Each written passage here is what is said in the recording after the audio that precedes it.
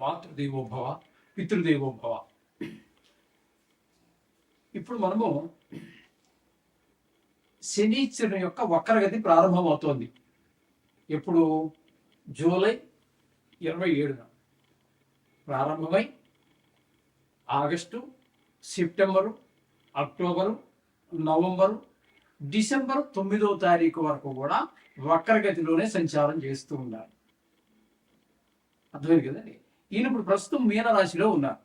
ఆ మీనరాశిలో ఉండి వక్రగతి ప్రారంభమయ్యి సుమారుగా 136 రోజులు, అంటే 4 నెలలు, 4 3 12, 4 నెలలు ఏమండి, 16 రోజులు. అంటే ఒక రోజు, కొన్ని నెలల్లో 31 రోజులు ఉండొచ్చు, కొన్ని నెలల్లో 30 రోజులే ఉండొచ్చు.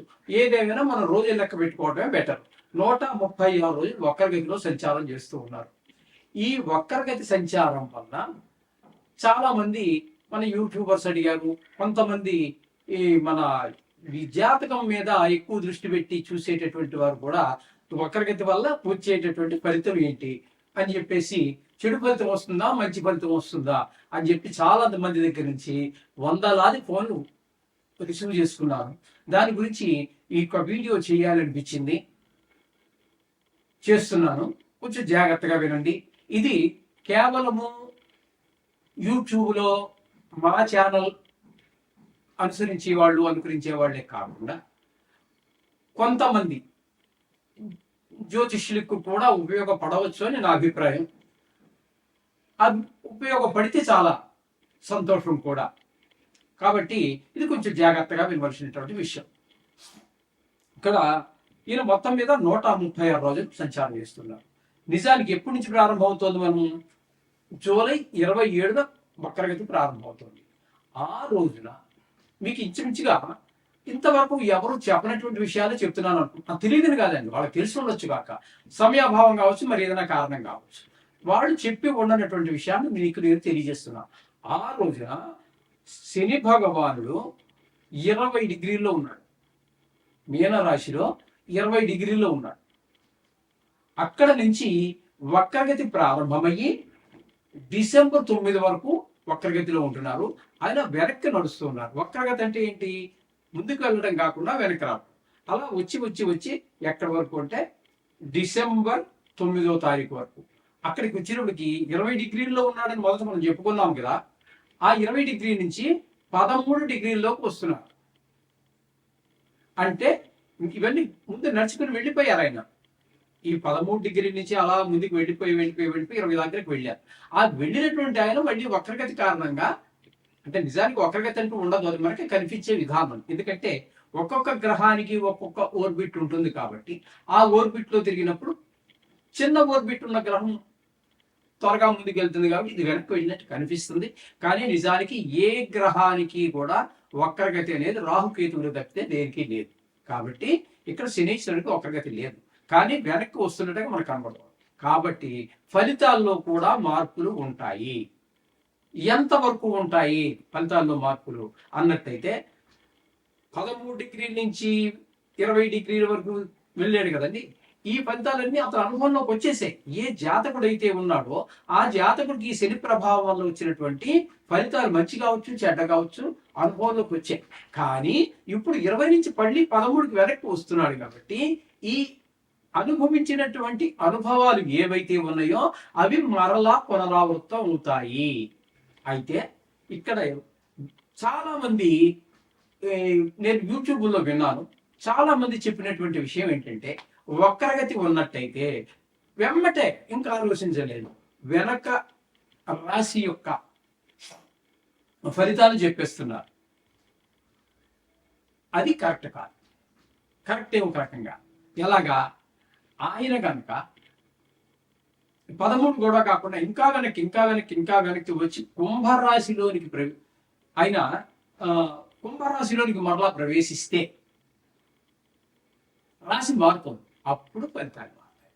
ఇప్పుడు 20 దగ్గర ఉన్నది, 13 దగ్గర డిగ్రీలు, 20 డిగ్రీలు, ఇవన్నీ కూడా మీనరాశిలోనే ఉన్నాయి కాబట్టి ఫలితం మారేటటువంటి అవకాశం లేదు. కొన్ని సందర్భాల్లో మారుతుంది.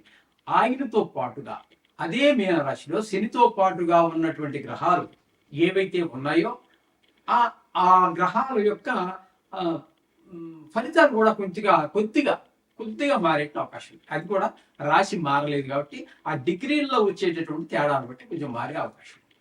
ఆయనతో ప్రస్తుతం ఇక్కడ శనితో పాటుగా మరొక గ్రహం ఏదీ లేదు కాబట్టి దాని గురించి మనం చర్చించవలసినటువంటి అవకాశం కూడా ఏమీ లేదు. ఇది శని యొక్క వక్రగతి, దాని వల్ల వచ్చే ఫలితాలు. యాజ్ ఇట్ ఈస్ గా ఎలాగైతే ఉందో అలాగే శని మీనరాశిలో ఉన్నప్పుడు ఇచ్చేటటువంటి ఫలితాలే మనం చెప్పుకోవాలి. నో డౌట్, మీకు ఏ విధమైన అనుమానం అక్కర్లేదు. అర్థమైంది కదండి. అందుచేత శని భగవాను ఫలితాలు మామూలుగా ఉన్నప్పుడు ఏ ఫలితాలు అయితే ఉన్నాయో అవే ఫలితాలే మనం చెప్పుకుంటున్నాం. ఆయనతో పాటు ఏ గ్రహము లేదు. కానీ మీకు పునరావృతం అవుతున్నాయి. 13లో ఉన్నప్పుడు, డిగ్రీలో ఉన్నప్పుడు ఏ అనుభవాలు ఉన్నాయో 20లోకి వచ్చాక అవన్నీ మీకు అనుభవంలోకి వచ్చేసాయి. కానీ మళ్ళీ ఆ అనుభవాలు పునరావృతం అవుతున్నాయి. ఇది గుర్తుపెట్టుకోవాలి. Okay, right. ఇప్పుడు మనము ముఖ్యంగా మేషరాశి వాడు, అంటే మేషరాశి తోటే మనం ప్రారంభం చేస్తూ ఉన్నాం. ఎప్పుడు కూడా ఎవరైనా సరే మేషరాశి తోటే ప్రారంభం చేస్తూ ఉంటారు కాబట్టి మనం కూడా మేషరాశి తోటే ప్రారంభం చేద్దాం ఈ ఫలితాలు చెప్పుకోవటం. ఇప్పుడు సింహరాశి వారికి శని యొక్క వక్రగతి వలన ఏ విధమైన ఫలితాలు కలుగుతాయి అనేటటువంటిది మనం సశాస్త్రీయంగా తెలుసుకునేటువంటి ప్రయత్నం చేద్దాము. శాస్త్రాన్ని మించి ఒక్క మాట చెప్పడం జరగదు. శాస్త్రంలో చెప్పబడినవి చాలా వరకు, ఎందుకంటే సమయం ఒకటి ఉంది కదండి, సమయం చాలదు కాబట్టి కొన్ని విషయాలు పక్కన పెట్టినప్పటికీ మ్యాక్సిమం ఇంపార్టెంట్ అనేటువంటి విషయాలు చెప్పడమే జరుగుతుంది. దానికోసమే మా ఛానల్ ఉన్నటువంటిది. కాబట్టి ఇది మీరు తప్పకుండా చూడండి, మీకే విషయం అర్థమవుతుంది. సబ్స్క్రైబ్ చేసుకోండి, ఫాలో అవ్వండి. ఓకే ఓకే ఇక్కడ మీకు చెప్పాల్సింది ఏంటంటే, ఈ సింహరాశి వారికి శని భగవానుడు అష్టమ స్థానంలో సంచారం చేస్తున్నారు. అష్టమ స్థానం, అష్టమ శని అని కూడా ఉంటుంది. శని భగవానుడు మామూలుగానే 5 రాశులలో ఉన్నవి 12 రాశులు. ఈ 12 రాశుల్లో 5 రాశుల్లో బాగా హింసిస్తాడు. ఆయన 3 రాశుల్లో గోచార రీత్యా 3 రాశుల్లో మాత్రమే శుభఫలితాలు ఇస్తాడు. ఇక 5 మిగతా 9 బాధిస్తాడు. కానీ అందులో ప్రత్యేకంగా 5 రాశులు మాత్రం విపరీతంగా బాధిస్తాడు. అంటే మన చేసినటువంటి కర్మ పరిపక్వం అవుతుంది అనమాట. ఆ అనుభవిస్తే అది తీరిపోతుంది. నేను మీకు 100 రూపాయలు ఇవ్వాలండి, 100 రూపాయలు ఇచ్చేస్తే మీకు గొడవ వదిలిపోతుంది కదా. మనం ఆ శిక్షణ అనుభవిస్తే దానికి పోతుంది. లేకపోతే రేపు మర్నాడు అడుగుతారు, ఎల్లుండి కనబడితే ఎల్లుండి అడుగుతారు, ఆవులండి అడితే కళ్ళ పట్టు అడుగుతారు, ఏం చేశారు అబ్బాయి నా వయసులని. అందుచేత అనుభవించడం అనేది, మనం చేసినటువంటి కర్మల్ని అనుభవించడం ద్వారా వాటిని ప్రక్షాళన చేస్తున్నటువంటి మహానుభావుడు ఏకైక గ్రహం శని భగవానుడు. అందుచేత ఇక్కడ మీకు ఈ శని భగవానుడు 5 స్థానాలు చెప్పుకున్నాం. మరి ఇప్పుడు 5 స్థానాల్లో బాగా మన్ని శోధిస్తాడు, పరీక్షిస్తాడు. ఏంటవి? అర్ధాష్టమ శని అంటే చంద్రుడి నుంచి గోచార రీత్యా 4వ స్థానంలోను, అలాగే 8వ స్థానం. అర్ధాష్టమం అంటే అష్టమం అంటే 8, 8లో సగం అర్థ 4వ స్థానం, అది సుఖస్థానం అంటారు. ఆ సుఖాలన్నింటినీ దూరం అవుతాయి. ఇంకా అష్టమ స్థానం అనేటటువంటిది ఆయుస్థానం.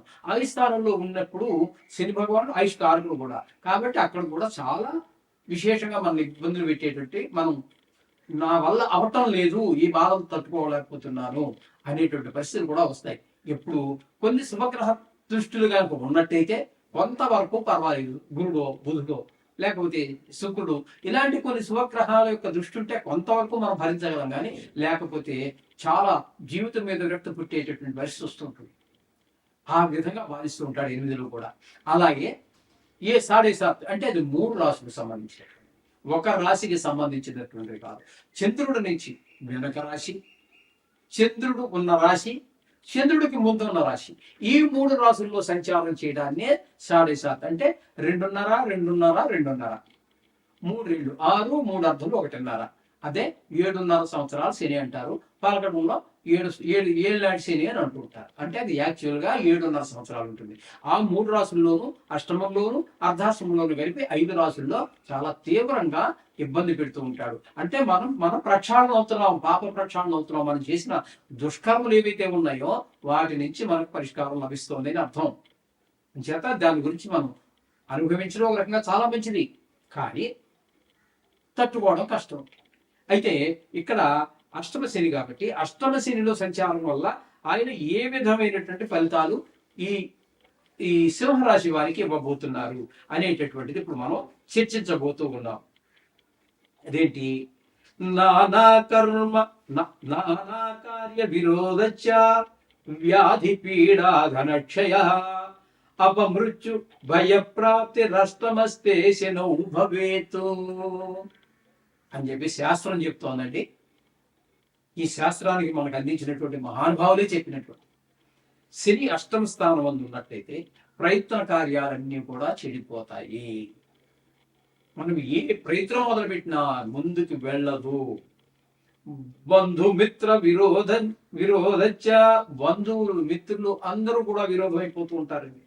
రోగం, దానికి తోడు రోగం ఒకటి. ఏ పని చేయడానికి కూడా ముందుకు వెళ్ళాలి, వెనక రాలి. ఇంకా దానికంటే దరిద్రం ఏమీ లేదండి. రోగిష్ఠుడు పడ్డ డబ్బులు ఉన్నా కనీసం మార్కెట్కి వెళ్ళి ట్యాబ్లెట్ తెచ్చుకోలేని పరిస్థితి. ఏం చేస్తాడు డబ్బులుంటే? అంచేత ఆరోగ్యం మహాభాగ్యం అన్నారు. అంచేత ఈ ఆరోగ్యాన్ని కూడా దెబ్బతీస్తాడు. ధన నష్టం, ధనం అనారోగ్యానికి కానివ్వండి, మరి ఇదేకైనా కానివ్వండి, ధన నష్టం అయిపోతూ ఉంటుంది. ప్రాణ భయం, ఆయుస్తాను కదా అది. కొంతమందికి ఈ అష్టమ శనిలో ప్రాణాపాయం జరిగేటటువంటి అవకాశం కూడా ఉంది. ఆకస్మిక అపాయాలు, అపాయం అనేటటువంటి కొన్ని ముందుగా తెలుస్తాయి, కొన్ని తెలియవు. ఇప్పుడు బండి మీద కారు మీద వెళ్తున్నామండి, బండి మీద టూ వీలర్ బైక్ మీద వెళ్తున్నామండి. మందికి తప్పు లేకపోవచ్చు, ఎదరవాడు వచ్చి మీద పడచ్చు. ఆకస్మికం అదే. అది ముందుగా చెప్పి వచ్చేది, మనకు ముందుగా నోటీస్ ఇచ్చి వచ్చేది కాదు కదా. అది సడన్గా వచ్చేస్తూ ఉంటాయి. అలా అనుకోనటువంటి అపాయాలు కూడా సంభవిస్తాయి. ఇంత భయంకరమైనటువంటి దుష్ఫలితాలు అష్టమ శని వల్ల కలుగుతూ ఉంటాయి. కాబట్టి వీరికి సూచన ఏమిటి అన్నట్లయితే, వీరు కూడా జపశాంతులు చేయించుకోవడం చాలా ఉత్తమం. మీకు మంచిగా చేసేవారు కావాలి. బొట్టు, మెడలో పూసలు, వీటికి ప్రాధాన్యత ఇవ్వకండి. ఆయన నా ఫ్రెండ్, చిన్నప్పటి నుంచి నేను ఆయన చదువు కావచ్చు. ఇక్కడ కావాల్సినవి కాదు, మీ మిత్రత్వం కాదు, నా వేషం కాదు. మీకు కావాల్సింది శ్రద్ధగా మీరు ఎన్నో కష్టాల్లో ఉండి మా దగ్గరికి వస్తున్నారు కాబట్టి దాన్ని మేము అర్థం చేసుకుని మిమ్మల్ని ఆ కష్టాల నుంచి మా ఈ పురోహితుడు ఒక పడవలో ఒక నదిని మిమ్మల్ని దాటించినట్టుగా మిమ్మల్ని ఆ కష్టాల నుంచి దాటించేటటువంటి మనస్తత్వం ఉండాలి. హార్ట్ఫుల్ గా చేయాలి, మనస్ఫూర్తిగా చేయాలి. తన కోసం చేసినట్టు కాదు, డబ్బుల కోసం చేసినట్టు కాదు, మరొకటి కాదు. మిమ్మల్ని ఆ ఆపద నుంచి కాపాడగలిగితే, ఎవరైతే బ్రాహ్మణుడు జపానికి చేస్తున్నాడో, ఎవరైతే చేస్తున్నారో, ఇంకా అది ఎందుకంటే ఒక టీం వర్క్ అండి. అది ఒక గుంపుగా చేయవలసినటువంటి. ఒక మనిషి చేయొచ్చు, కానీ అది చాలా కాలం తీసుకుంటుంది. It takes more time. అందుచేత 15 రోజులు 20 రోజులు చేస్తారంటే 15 రోజులు 20 రోజులు మీరు ఇంటి దగ్గర స్నానం చేసి ఇంటి దగ్గర 10 నిమిషాలు స్పెండ్ చేసే పరిస్థితి ఉండవచ్చు. మీ ఆఫీస్ టైమో వ్యాపారం ఉండొచ్చు, ఇంట్లో ఆడవాడికి మరీ ఇబ్బంది ఉండవచ్చు. కాబట్టి ఒక ప్రైవసీ లేకుండా పోతుంది కదా 15 రోజులు అంటే. అందుచేత 10 మందిలో 5 మందిలో ఎంతమందిలో తగినంత మందిని పెట్టి చేయిస్తూ ఉంటారు. అటువంటప్పుడు వీళ్ళందరికీ కూడా మిమ్మల్ని కాపాడినటువంటి ఫలితం దక్కుతుంది. వాడు ప్రత్యేకించి వాడి కోసం నేను ఇక్కడికి వచ్చి అనుష్ఠానం చేసుకుంటాను, లేకపోతే నేను ముచ్చట్లు పెడతాను, లేకపోతే ఇందులో యూట్యూబ్ చూసుకుంటాను, ఇవన్నీ జపాల్లో చేయవలసినటువంటి పని కాదు. పొద్దున్న 4 గంటలు లేచేవు, మంచిదే, శుభం. రాత్రి 11:30 12 గంటలకు యూట్యూబ్ చూసి పడుకుందాం. పొద్దున్న తప్పదు మరి కార్యక్రమం. 3:30కే లేచేవు, వచ్చి ఇక్కడ హాయిగా అందరూ మాట్లాడకుండా ఉన్నారు కాబట్టి మనకు తెలియకుండానే కన్ను అలా మూతపడుతూ ఉంటుంది. ఎక్కడో కల్లో పోతూ ఉంటావు. ఏదో కొన్ని భయంకరమైన కళలు రావచ్చు, కొన్ని నీకు మహా ఆహ్లాదాన్ని కలిగించేసే కళలు రావచ్చు. వీటిని ఆస్వాదించి ఉండడం కాదు నాయన. అక్కడికి వచ్చినటువంటి పని ఏమిటి? నువ్వు జపం చేయడానికి వచ్చావు, అది హార్ట్ఫుల్ గా చెయ్యి.